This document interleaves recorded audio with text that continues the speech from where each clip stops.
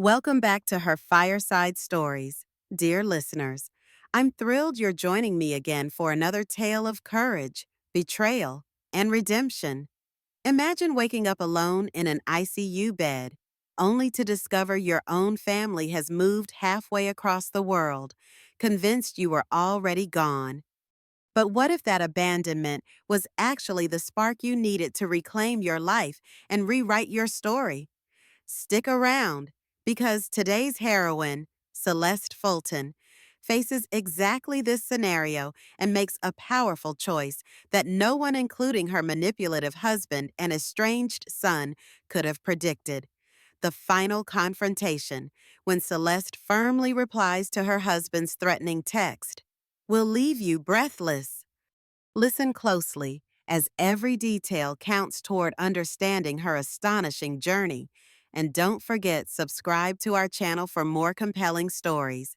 I'd also love to hear your thoughts on Celeste's decisions.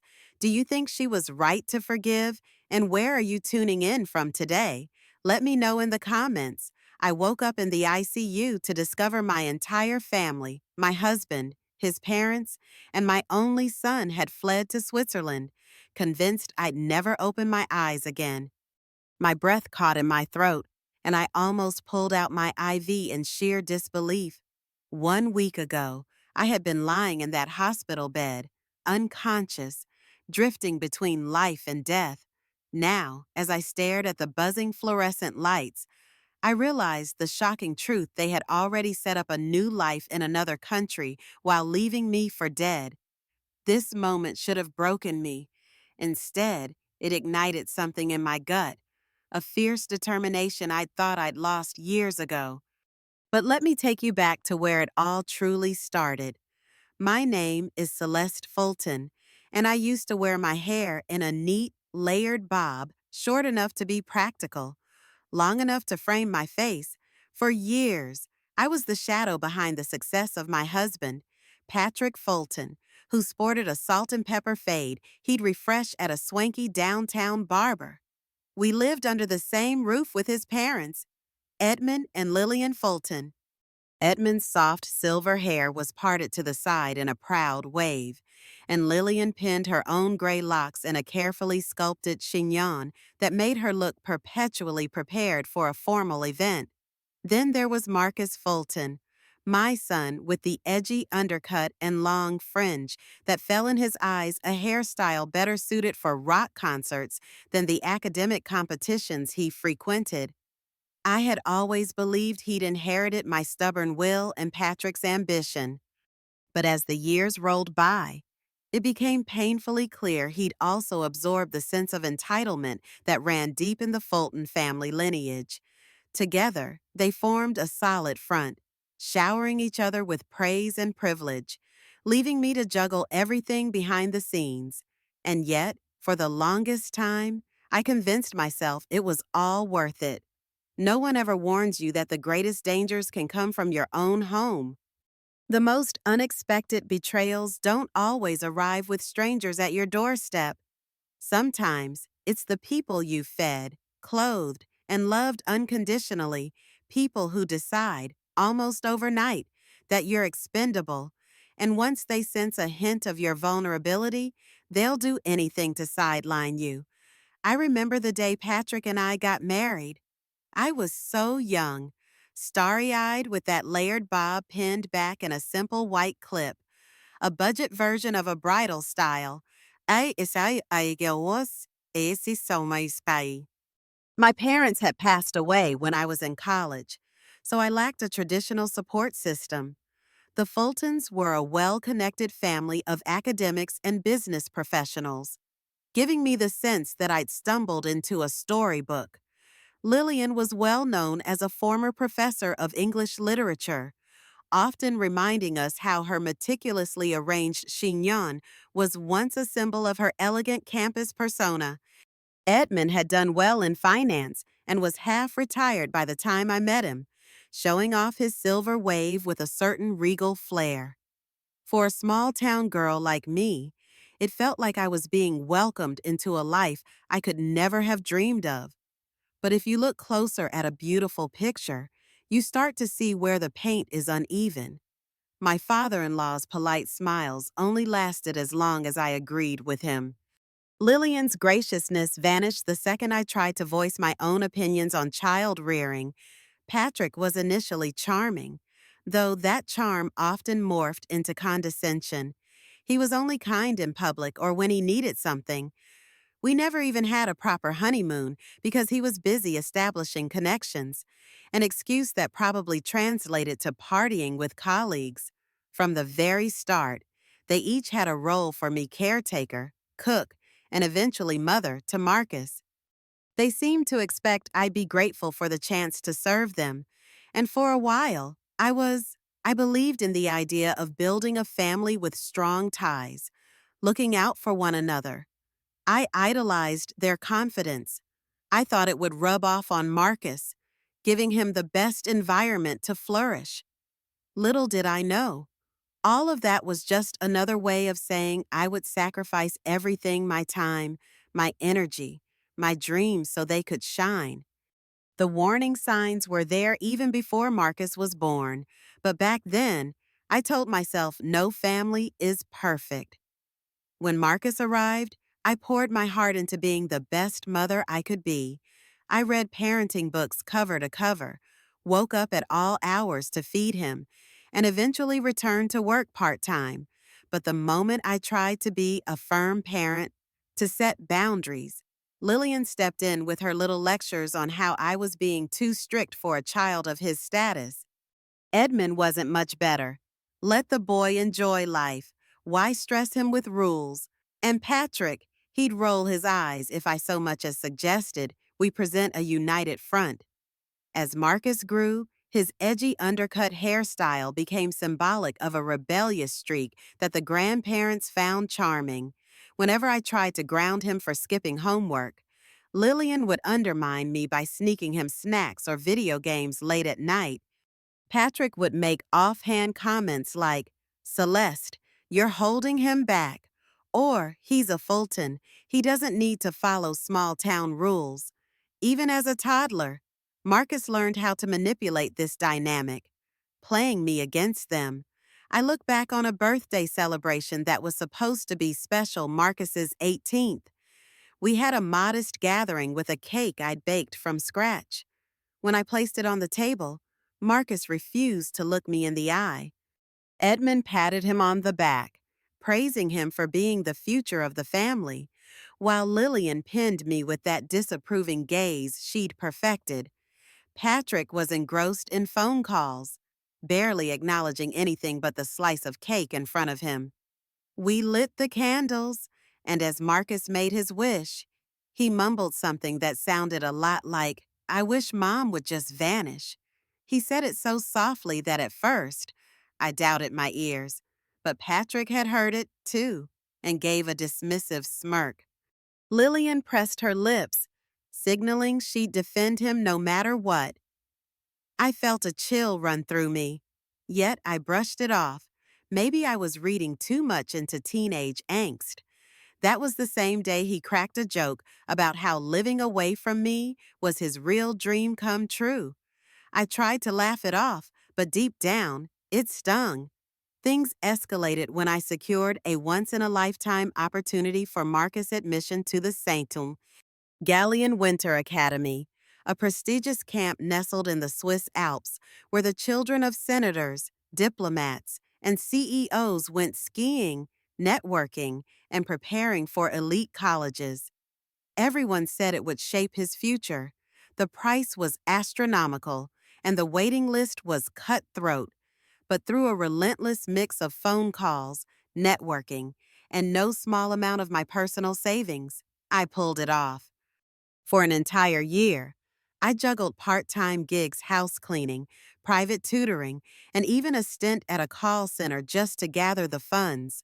When I presented Marcus with the official camp packet, I remember the look in his eyes, a flicker of genuine surprise, overshadowed by that same old entitlement. He opened the brochure, skimming the sections about downhill ski events, debate competitions, and advanced math seminars. Instead of thanking me, he shrugged and said, Well, it's about time. Grandpa told me you'd eventually do something useful for once.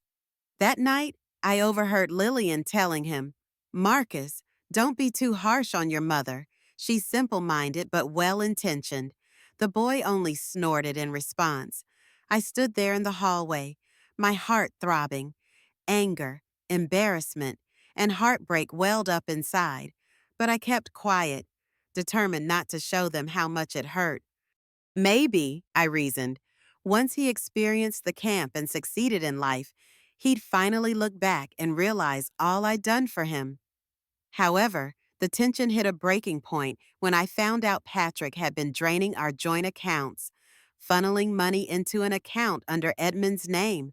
One day, while checking our finances, I noticed suspicious withdrawals. It turned out Patrick and his parents were preparing to relocate to Switzerland, right under my nose, hoping to capitalize on Marcus's acceptance into the Winter Academy. But to maintain the illusion of a perfect family, they wanted to rid themselves of the one loose end holding them back. That was me. Sick with stress, I collapsed in our cramped apartment hallway. The last thing I remember was the cold sensation of the tiles against my cheek. I woke up in a hospital bed, the sterile smell of disinfectant flooding my senses. For days, I drifted in and out of consciousness, occasionally hearing muffled voices, nurses, doctors, and a few social workers wondering aloud why no one from my family had shown up. She's not alone. Is she someone asked? Another responded with pity. We tried calling her emergency contacts, but no one's answering. When I regained full consciousness, I discovered I'd suffered a severe infection that nearly took my life. My immune system had been compromised by prolonged stress and neglect, making a minor health issue spiral into a life-threatening condition. The doctors told me I was fortunate to survive. As I lay there, an ache began to blossom in my chest, not just from the physical pain, but from the stark realization my husband and child had left me to die. A sympathetic nurse handed me my cell phone. Her gentle tone could not mask the distress in her eyes. Mrs. Fulton, she said softly, I'm afraid we couldn't reach your family. We did get a brief reply from your husband's email. It said something about relocation to Geneva, Switzerland. My heart pounded. Geneva, St. Galien Winter Academy. It all made sense now. I stared at the phone, noticing notifications from social media. Photos had already been posted, Lillian and Edmund beaming in front of a historic building. Marcus wearing a trendy scarf and those same edgy bangs. Patrick giving a thumbs up by the lake. They were smiling, radiant, and clearly celebrating a new chapter of their lives without me. I couldn't let myself break down in front of the nurse, so I swallowed my despair and asked for a moment alone. Once she left, the tears flowed like I'd opened a floodgate. All those years, I'd clung to the hope that my family needed me, and maybe, in some twisted way, they did until the day my usefulness ran out. That was the night something inside me hardened. I refused to stay in that hospital bed and vanish from their stories. If no one was going to fight for me, I'd fight for myself. I began physical therapy the following week, determined to regain my strength enough to walk on my own. The hospital staff was kind, and one particular therapist, a young woman with a sleek pixie cut, told me, don't push too hard. Healing is a process, physically and mentally. I appreciated her kindness, but every time I closed my eyes, I envisioned them in Switzerland, Marcus sipping hot cocoa at some chalet, Patrick networking with wealthy connections, and Lillian smugly telling everyone how they had supported me until my final moments. The fury fueled me more than any medication or muscle exercise could. Within 3 months, I was discharged, albeit on unsteady legs and with a heart still bruised. My hair, once a careful layered bob, had grown out in ragged layers from neglect in the ICU.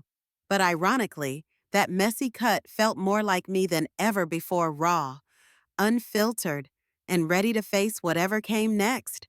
They thought I'd never stand again, let alone find out what they'd done. They thought I'd simply slip away. But I refused to be a ghost in my own life story. Quietly, I began to plan my move. This time, I wouldn't be naive. I reached out to an old acquaintance, John Santos, a kind-hearted man with close-cropped hair who once lived across from us. He had a teenage daughter, Lucy, known for her shoulder-length braids and an ambitious spirit. John had moved to a different city but still kept in touch sporadically. Over video calls, I confided in him about my situation. Shocked and indignant, John immediately offered me a place to stay. He even joked that Lucy would be thrilled to have a live-in tutor for her advanced placement courses. So, with a small suitcase in hand and a will to reclaim my future, I hopped on a train. The morning I arrived, Lucy greeted me at the station, face bright despite the morning chill. Her braided hair bounced as she helped me with my luggage. "You can have my room," she said shyly.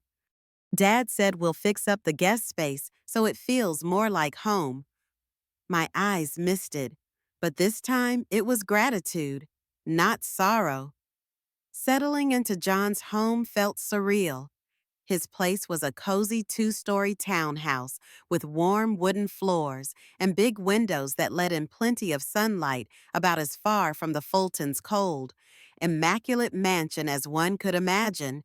Lucy's old bedroom had lilac walls dotted with star stickers that glowed in the dark. She'd moved some of her things into a smaller alcove near the attic, leaving me with space to breathe and, more importantly, to heal. John was a widower. He lost his wife a few years back, yet he maintained a sunny disposition. He had turned the ground floor into a modest cafe where he served pastries and aromatic coffees to loyal local customers. The house smelled of fresh croissants every morning, a warmth I hadn't felt in ages. During the day, I helped Lucy with her schoolwork, AP literature, calculus, and even some college application essays. In the evenings, after the cafe closed, John and I would share tea at the kitchen table. He'd listen without judgment as I recounted the years of disrespect, the betrayal that culminated in my hospital stay, and the final bombshell of discovering my entire family had moved abroad. The more I talked, the more I began to see my own story for what it was, a prolonged nightmare of manipulation. Yet, part of me worried had I been complicit by letting them walk all over me. John would only shake his head. "Celeste, it's not about blame. It's about deciding what to do now that you've got your second chance." Lucy, for her part, soaked up every ounce of academic guidance I offered. She asked me countless questions about essay writing and logical reasoning skills I had honed through years of tutoring Marcus. Except this time, it felt different. Lucy showed genuine gratitude. If she aced a test, she'd come home glowing, sometimes hugging me on the spot. Once, she even left a handwritten note on my nightstand that read, "Thank you for believing in me. No one has ever explained things so clearly. The simple gesture nearly brought me to tears." I realized then that helping her succeed was healing me, too. One crisp autumn morning, I took a bold step. I decided to track down my legal documents. I needed to confirm if Patrick had actually filed for divorce or if my marital status was still tangled in bureaucratic limbo. So, I visited the local courthouse, hobbling on a cane but determined. After hours in line, I found out Patrick had indeed filed papers, but only after my hospitalization. It seemed they wanted to ensure all marital ties were severed once they settled in Switzerland, probably to keep their new lives clean. I stared at the stamp on the document, lost in a mix of relief and anger. Relief, because at least the facade was officially gone. Anger, because it confirmed he'd wasted no time burying what was left of our marriage. The clerk behind the glass counter gave me a sympathetic glance. "I'm sorry," she said. "I see this too often, spouses leaving sick partners behind." That evening, Lucy prepared a small victory dinner, insisting we celebrate closing the book on Patrick Fulton. With candles lit and a pot of homemade soup simmering on the stove, it felt like the calm after a storm. John gently encouraged me to think about a fresh start, maybe even a new career, or a return to passions I'd shelved long ago. I confessed how I'd once dreamed of becoming a writer, back when I wore my hair in that practical layered bob and believed life could be a fairy tale. Lucy's eyes lit up. "You should do it. We can turn the spare room into a mini writing studio." Meanwhile, I registered for therapy sessions because I knew the emotional weight of the Fulton betrayal was still pressing on my chest like a heavy stone. In my first session, the therapist asked, "If you could face your son tomorrow, what would you say?" I couldn't answer right away, tears silently running down my cheeks. Because, despite everything, a part of me still loved Marcus. He was my child, even if his heart had turned cold. I left that session realizing I needed time to sort out love from toxicity, to separate motherly instincts from self-preservation. Months passed in relative tranquility. I slowly regained my mobility, swapping the cane for daily walks around the neighborhood. Those walks became my meditation, a chance to clear my head and set personal goals. I began dabbling in freelance writing, submitting short pieces to online magazines. Some were personal essays, others practical articles on parenting. Ironic, given how my own motherhood experience had ended in heartbreak. Yet, writing about it was cathartic, as if each keystroke sewed up a wound I once feared would never heal. While my new routine was far from the life of extravagance I'd imagined for Marcus, I cherished every moment of genuine peace. I no longer tiptoed around Lillian's criticisms or dodged Patrick's unpredictable tempers. I even cut my hair into a slightly shorter, messy bob, an unintentional statement of freedom, I suppose. John teased me about trying a bold hair color, but I wasn't quite there yet. Maybe in the future. Occasionally, rumors would reach me from old neighbors how the Fulton clan was settling in Geneva, how Marcus boasted about attending the best academic programs, how Patrick and Edmund bragged that it was all thanks to Fulton resources. My name rarely came up, and if it did, they described me as a poor, unfortunate woman who didn't make it through her illness. The rumor that I was dead or still vegetative in some unknown hospital bed gave them the perfect excuse for my absence. Apparently, Lillian thrived on the sympathy, telling heartfelt stories about her daughter-in-law's tragic end.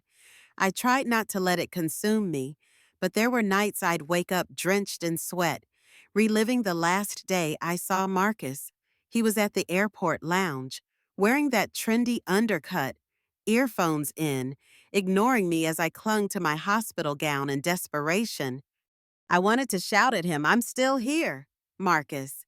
Your mother is alive," but he never even turned around. Despite all the heartbreak, part of me still yearned for closure. "You're making progress," my therapist said when I admitted these thoughts. "You've come a long way, Celeste, and maybe one day you'll get the closure you seek." During this time, Lucy's own academic achievements blossomed.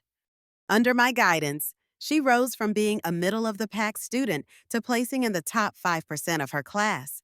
She secured a spot in a prestigious debate club, and the transformation was remarkable. Watching her confidence soar reminded me of the hopes I'd once pinned on Marcus. Sometimes, I'd catch myself daydreaming, what if I had been supported by a family like the Santoses, who actually valued genuine connection over appearances? John eventually hired an additional employee for his cafe to free up my schedule for writing and tutoring. I started receiving small checks from magazines that published my articles. It wasn't a fortune, but it was the first time in ages I felt financially independent. I used some of the money to buy Lucy a high quality laptop for her upcoming debate tournaments, wanting her to feel the same level of encouragement I had once tried to give Marcus. One night, while reviewing Lucy's debate material, I stumbled on a prompt discussing the ethics of parental responsibility. It triggered a bittersweet rush of memories from the time I'd held a feverish Marcus through the night to the moment he first told me, with chilling calm, "I wish you'd disappear." Unable to shake the heaviness, I asked Lucy if I could step outside for a breath of air. She nodded, worry etched on her face. I ended up strolling to the edge of the neighborhood park, where I found a deserted bench near a dimly lit street lamp. The conversation with my therapist replayed in my mind. Was it really possible to sever the emotional tether between a mother and her child? Could I truly move on without a final confrontation? Suddenly, my phone buzzed. An unknown international number. My heart leapt into my throat. I hesitated, hand shaking, before answering. "Hello," a static crackle, then a voice I'd never forget, "Mom." My pulse hammered. Marcus, alive, presumably well, and calling from Switzerland. My throat dried up. He let out a slow exhale. I just found out you're not. You didn't." His voice broke. "I'm sorry." The line went dead. For the next few days, I wrestled with the aftermath of that brief call. Why had he hung up so abruptly? Was it guilt, fear, or simply confusion? I wondered if he'd dialed me by mistake, or if he genuinely wanted to reach out but panicked.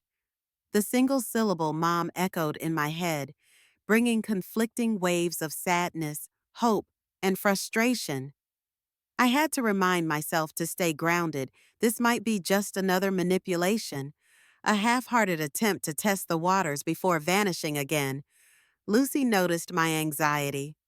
She offered to cook dinner one evening, spaghetti with homemade sauce, which ended up with more splatters than sauce in the pot. But her kindness warmed the chilly edges of my heart. John also suggested I try journaling my feelings, something my therapist had recommended before.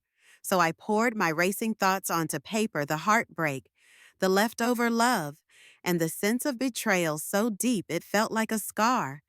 Sometimes I'd write in half sentences or bullet points, but it helped loosen the knot in my chest. On a whim, I researched flights to Geneva just to see if closure meant traveling there in person.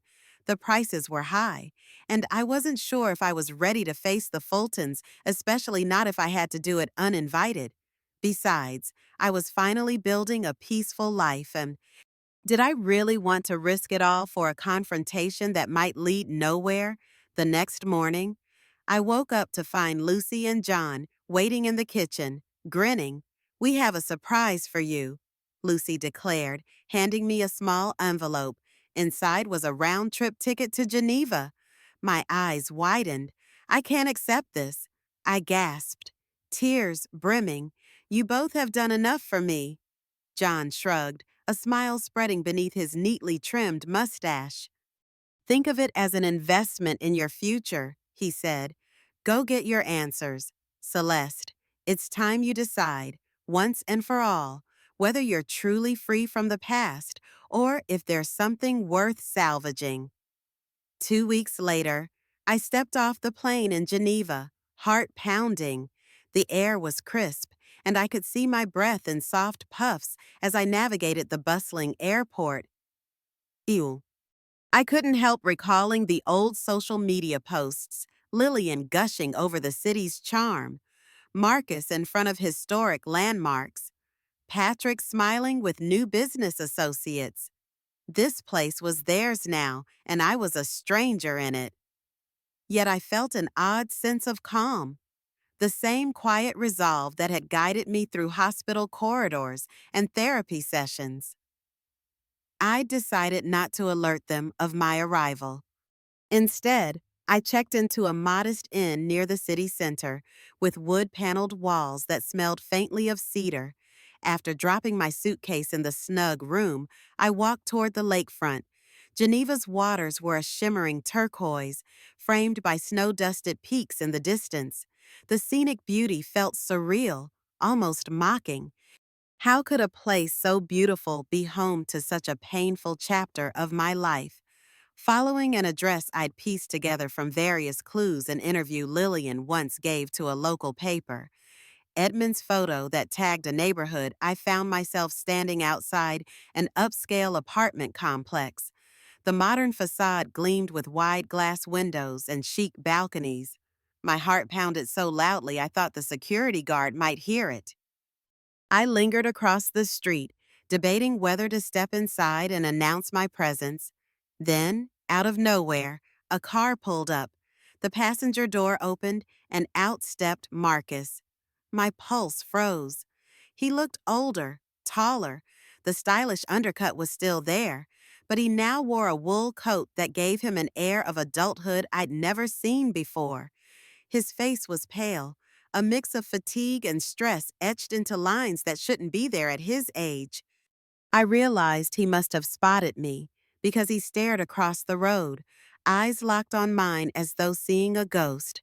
For a long moment, we just stood there in the winter chill, both unsure who would speak first. Marcus was the first to make a move.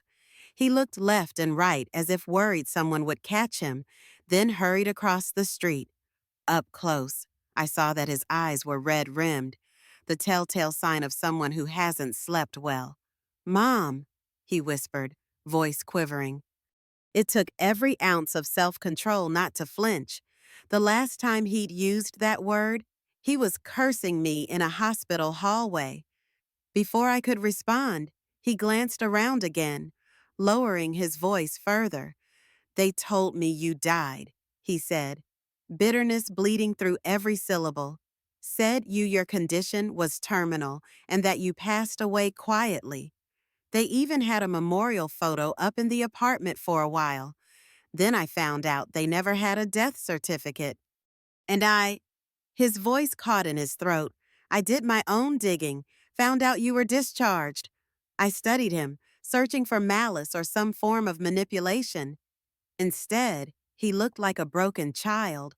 "Why'd you call me that night?" I asked softly.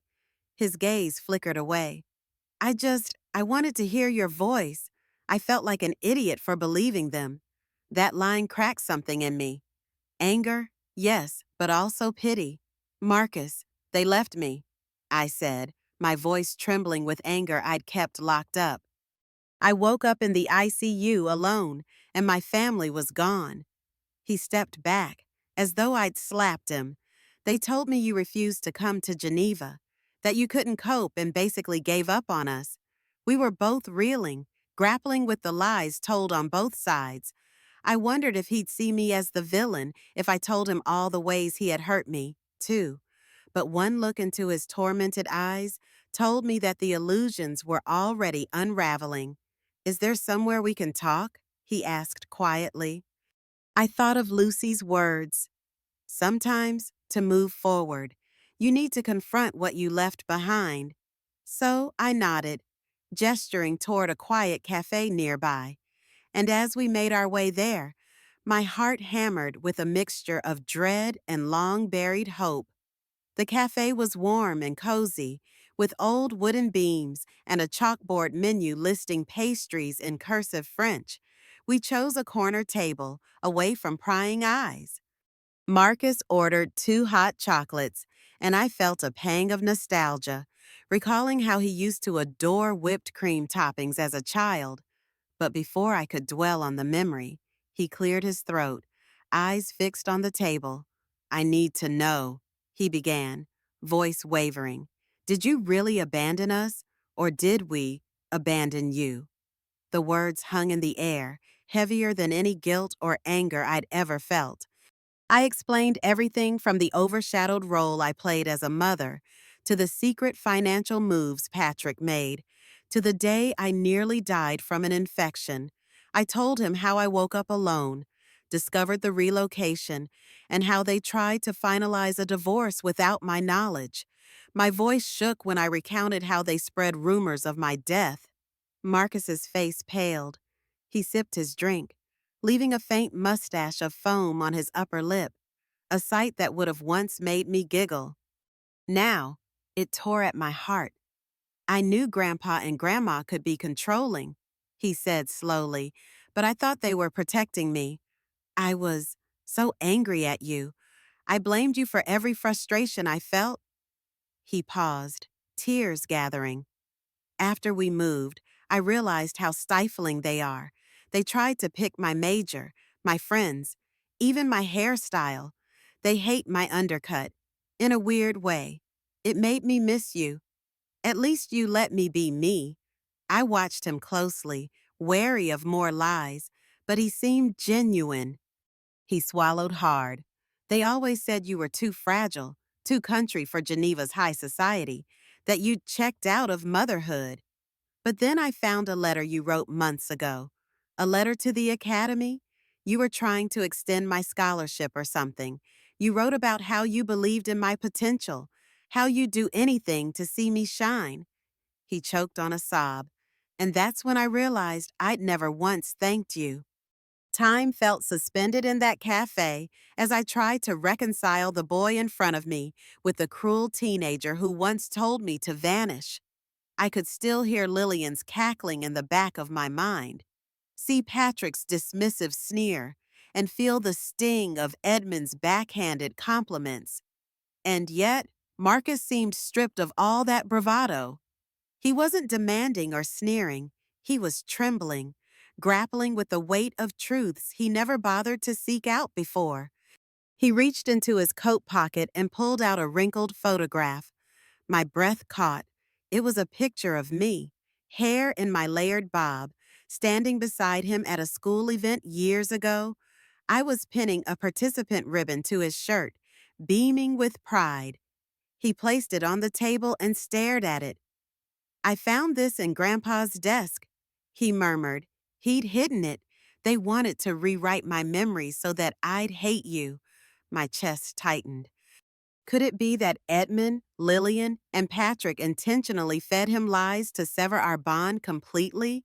A wave of exhaustion hit me, recalling the years of cunning manipulation I'd tried to chalk up as mere differences in parenting. Marcus looked at me, tears burning in his eyes. I'm so sorry. Mom, I was awful to you, and I get it if you can't forgive me, but I just needed to say it. Part of me wanted to wrap my arms around him and say it was all okay. Part of me wanted to tell him how his rejection had nearly broken me. But the therapy sessions had taught me that healing isn't a single moment of forgiveness, it's a process.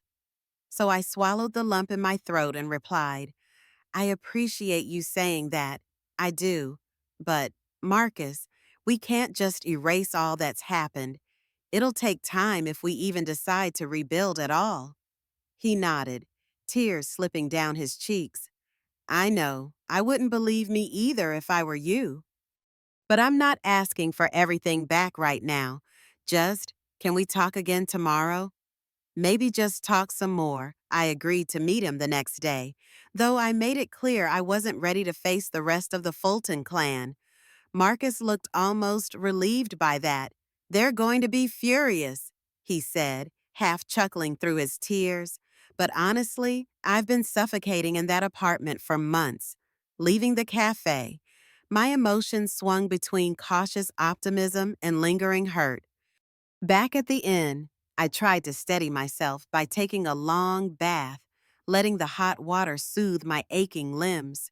Memories flooded me the nights I sat alone at the kitchen table, marking Marcus's homework while he partied with new friends. The times I turned a blind eye to Patrick's disrespectful jabs because I didn't want to cause a scene. The twisted days leading up to my hospitalization when everyone acted as though I was already a ghost. My anger at the entire Fulton family, Marcus included, wasn't going to evaporate overnight, but if there was a path forward for me and my son, I had to at least consider it. The following afternoon, we met at a different cafe near the Cathedral District. Marcus was already waiting, hands jammed in his coat pockets. He looked anxious, like he'd been rehearsing what to say. Tentatively, he shared bits of how controlling Patrick had become. He's lost most of his business connections. Grandpa and Grandma are disappointed, blaming everyone but themselves. And he stopped to breathe. I feel like I'm living in a pressure cooker. They want me to be this perfect academic star, but I can't even sleep at night. I keep thinking about you. At that admission, the tension between us thawed a fraction. I listened, letting him pour out the frustration and confusion swirling in his mind.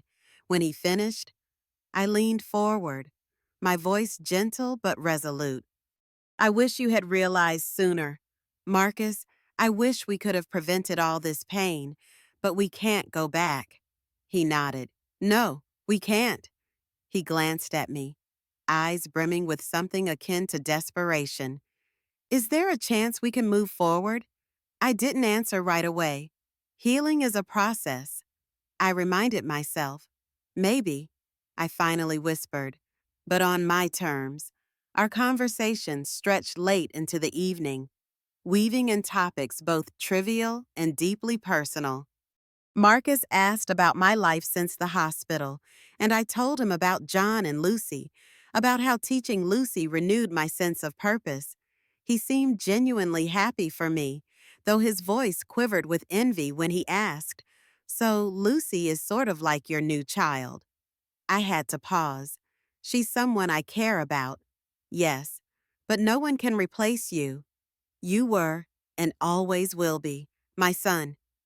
Marcus swallowed hard, as if the weight of his own remorse was choking him.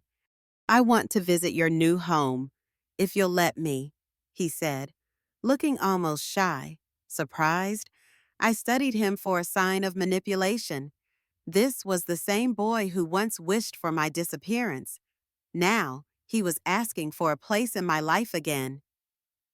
Slowly, I realized that perhaps the love I'd had for him wasn't entirely extinguished. It was buried under layers of resentment and heartbreak, but it might still exist in some form. Eventually, the cafe owner signaled it was closing time. Marcus walked me back toward my inn. Snow had begun to fall lightly, glimmering under the street lamps. I felt the cold prickle my nose, reminding me how alive I still was. As we reached the inn's doorstep, Marcus tucked his gloved hands into his coat sleeves, looking for the right words to say goodbye. I placed a gentle hand on his shoulder. Get some sleep. We'll talk again tomorrow. He nodded, eyes shining with relief and sorrow, then stepped back into the swirling snow. Up in my small, cozy room, I sat at the window, watching snowflakes coat the streets. My phone buzzed with a text. It was from Marcus. Thanks for hearing me out. I'm sorry again. See you tomorrow. I leaned my head against the window, exhaling shakily. This was the most emotionally turbulent journey I'd ever taken, but part of me felt the faint glow of hope. Maybe I was forging a new chapter with my son, one that neither of us could have predicted when I awoke in that ICU bed, abandoned but not defeated. Early the next morning, while I was sipping a cup of coffee in the inn's lounge, I received a call from an unknown local number. My stomach twisted as I picked up. "This is Lillian Fulton," an imperious voice declared. My grip on the phone tightened. Yes, a pause. C'est tout. Then, in her typical condescending tone, she said, "I suppose Marcus told you the truth, so you're probably very upset. We did what we had to. Celeste, it was for the family's image and for Marcus's future." I nearly laughed at her audacity. Your idea of helping Marcus was to tell him his mother died, to have me quietly erased from his life, so your picture-perfect narrative could continue. Lillian exhaled dramatically. You never fit in, Celeste. It's no secret you come from a small-town background. We had to take drastic measures for the good of everyone. My blood pounded in my ears. Yet, I steadied my tone. And you thought lying about my death was a suitable measure? She clucked her tongue. Enough theatrics. I've spoken to Patrick, and we're willing to settle this civilly. Go home wherever that is now. Don't meddle with Marcus anymore. If you comply, we'll send you a sum of money to keep you comfortable. My breath caught in disgust. She continued, voice dripping with scorn. You must realize he belongs with us, in Switzerland, forging a future that matches our station. You'll only confuse him by showing up now. You're not young. Celeste, you really want to start more drama. I closed my eyes, recalling all those nights I'd suppressed tears, all the times I'd kept silent. I wasn't going to do it anymore. He's an adult. Lillian, he can decide for himself. And I'm not for sale. The line went quiet. Then she hissed, You ungrateful. I hung up before she could finish. My heart thumped wildly, adrenaline surging. I took a shaky breath, reminding myself of Lucy's words and my own promise, no more letting them write my story. This time, I'd fight for my dignity and for the part of me that still believed in love between a mother and her child. Later that day, Marcus and I met in a small park just off the main boulevard. He wore a heavy coat, the collar pulled up to ward off the chill, and he looked apprehensive. Grandma called me, he said quietly as soon as we sat on a bench. She said she had a business arrangement for you, and that I was a fool for meeting you again. I told him her actual proposal, and he exhaled in exasperation. They're never going to change, are they? I shrugged, feeling a pang of sympathy for the boy who had grown up under such manipulative influences. They don't think they need to, I replied. A slight silence lingered, and then I added, Marcus, you don't need to be a pawn in their games. You're old enough to make your own decisions. He nodded, face set with determination. I'm done with them. I still need a place to live for now, but I've been looking at scholarships, part-time jobs. I don't want to be financially dependent on them. But his voice cracked. I'm also scared. I've never done anything on my own. I was always told I was brilliant until I messed up. I thought of Lucy, how proud she was when she accomplished tasks on her own merit, how fulfilling genuine achievement can be compared to the hollow praise that stems from nepotism. Gently, I placed my hand over his. You have to start somewhere, I said, and if you really want me in your life, you need to accept responsibility for your part in everything. Marcus nodded resolutely, tears swimming in his eyes. I don't expect you to forgive me right away, but I want to try. Mom, can I come visit you wherever you're living now? I want to see it for myself. My heart fluttered. Could I open my world to him again? Knowing the risk, knowing I could be betrayed or hurt once more. After a moment, I offered a soft smile. I live with friends, but it feels more like family than I've ever known. If you're serious, Marcus, you're welcome to come. But be ready for honesty, no more secrets. I decided to delay my flight home so Marcus and I could sort out the logistics of his potential move. We spent the next few days visiting various Swiss offices, investigating what it would take for him to study abroad in the same country I now called home. We also researched part-time job opportunities, with me guiding him through practical details like budgeting and personal statements, something I used to do for him behind the scenes, only now he was genuinely invested. During one of these afternoons, we bumped into Edmund at a library. He was seated at a grand oak table, his silver hair meticulously parted, immersed in some financial periodicals.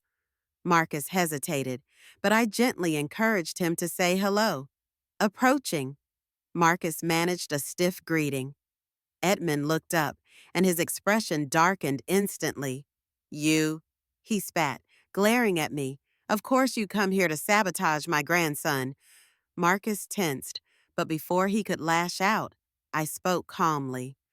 Edmund, I'm not here to sabotage anything. I'm here because Marcus wants to build a real future. The old man stood, eyes flashing. Don't be ridiculous. A real future can only happen under our guidance, not yours. He tried to herd Marcus away, but my son jerked free. Enough, Grandpa. Marcus retorted, Mom's right. I need to learn how to live for myself, not for your illusions of grandeur. That statement left Edmund speechless for a second. Then his face hardened, and he delivered his final blow. Fine. If you walk away, don't expect any inheritance. Don't expect a place in this family. Marcus's jaw set, and he responded quietly. What good is a family if you suffocate the people you claim to love? Edmund's frown deepened, but he made no move to physically detain Marcus. We turned and walked away, leaving behind the patriarch who once dictated every corner of our lives. My heart thundered with a mix of fear and pride.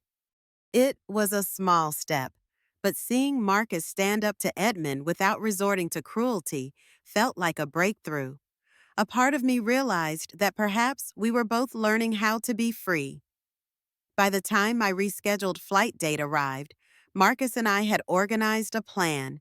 He'd spend a few weeks gathering documents, transcripts, references, and financial statements. Then he'd follow me back and stay for a short term in the same town where John and Lucy lived, while exploring scholarship options for local universities. Every evening, he'd phone me at the inn, double-checking which documents he needed or asking clarifying questions about budgeting. It was surreal to hear him so earnest, so different from the moody teenager who once scoffed at everything I said.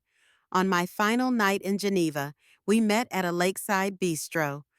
The water shimmered under moonlight, the Swiss skyline glowing softly in the distance. Marcus fiddled with his fork, then finally mustered the courage to ask, Do you really think we can fix what happened between us? Mom.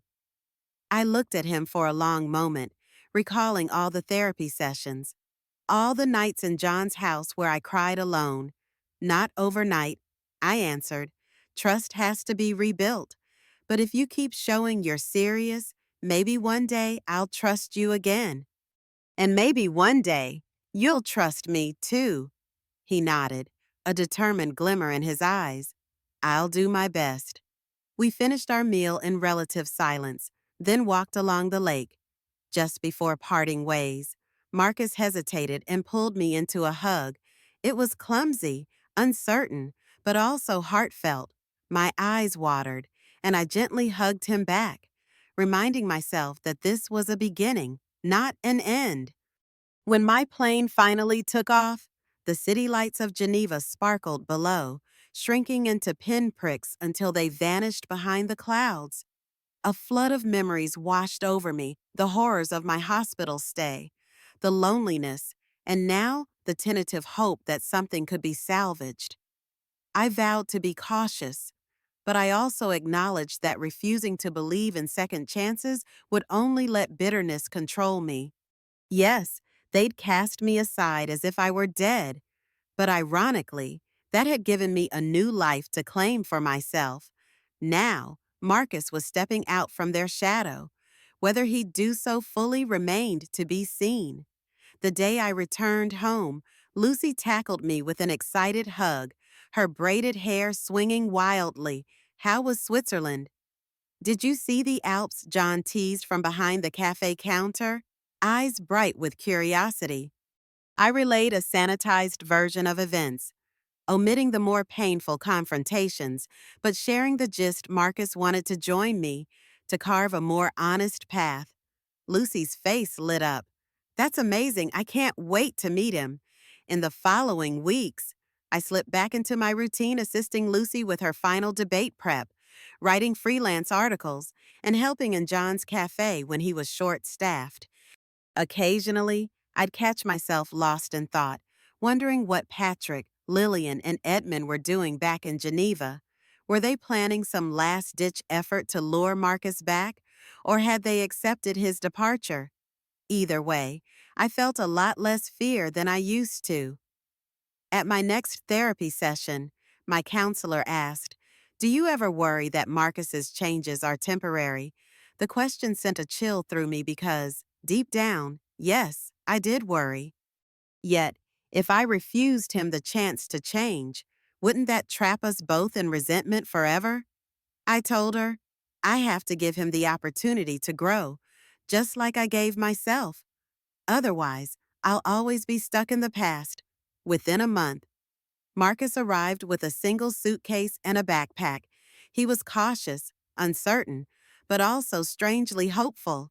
I introduced him to Lucy and John, who welcomed him kindly. Marcus stared around our modest home, dwarfed by the swirl of the cafe's busy morning crowd. "You live above a coffee shop?" he asked, half smiling. "That's kind of cool." His eyes sparkled the way they used to when he was a little boy discovering something new. A few customers recognized me from my earlier tutoring stints, and I introduced Marcus with a tentative smile. It felt surreal. Bien, once upon a time, I would have been mortified to let him see me living in a simpler environment than the Fultons' lavish home. Now, I felt proud this place was built on kindness, respect, and real effort, not illusions. Over the next several weeks, Marcus adjusted to daily life with us. He woke up early to help John in the cafe, initially out of guilt, but soon he seemed to enjoy the camaraderie. Lucy often teased him, calling him Big Brother, which made him blush. For the first time in years, I witnessed him doing dishes without complaint, wiping counters, even greeting customers with a polite smile. Every so often, we had tense moments when he'd get frustrated with a minor task, muttering how it was pointless labor, only to catch himself mid-complaint and apologize. The old habits died hard, but I saw genuine effort. Academically, he threw himself into applications for local colleges. I guided him through scholarship essays, much like I had once done for Lucy. Only this time, I made it clear I'd offer help, but he had to draft everything himself first.